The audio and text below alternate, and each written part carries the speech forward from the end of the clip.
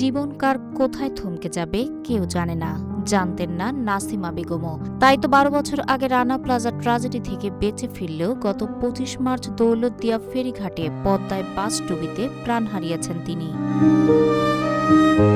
নাসিমা বেগম 2013 সালে Rana plaza tragedy থেকে বেঁচে ফেরা একটি আলোচিত নাম।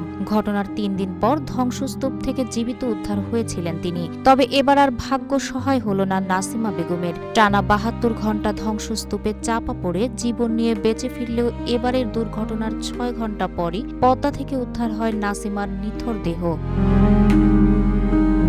জানা গেছে দিনাজপুরের পার্বতীপুর উপজেলার 4 নং পলাশবাড়ি ইউনিয়নের মধ্য আটরাই গ্রামের মৃত নূর ইসলামের স্ত্রী নাসিমা বেগম।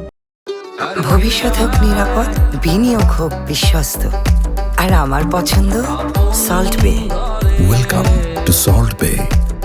জীবিকার সন্ধানে গত 19 ফেব্রুয়ারি ঢাকার সাভারে ভাগ্নি আজমিরা খাতুনের বাড়িতে যান। তবে দীর্ঘ 1 মাস চেষ্টার পরও কোনো চাকরি পাননি তিনি। পরে ঈদ উপলক্ষে তিনি আজমিরার শ্বশুরবাড়ি ফরিদপুরে যান।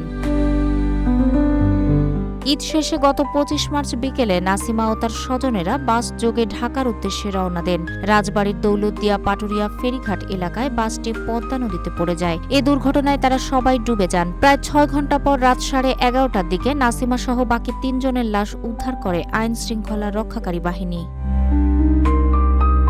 স্বজনরা অ্যাম্বুলেন্সে করে নিহতদের লাশ নিয়ে বাড়ির পথে রওনা দিলে কুষ্টিয়া এলাকায় লাশবাহী গাড়িটি আবারও দুর্ঘটনার শিকার হয়। এতে অন্যদের গুরুতর কোনো ক্ষয়ক্ষতি হয়নি বলে জানান নাসিমার স্বজনরা।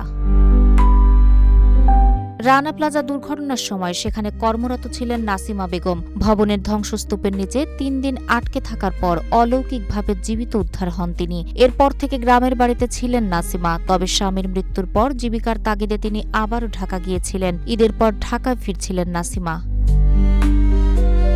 পার্বতীপুর উপজেলা নির্বাহী কর্মকর্তা সাদ্দাম হোসেন জানান, নিহত নাসিমার পরিবারকে জেলা প্রশাসকের পক্ষে নগদ 25,000 টাকা সহায়তা প্রদান করা হয়েছে।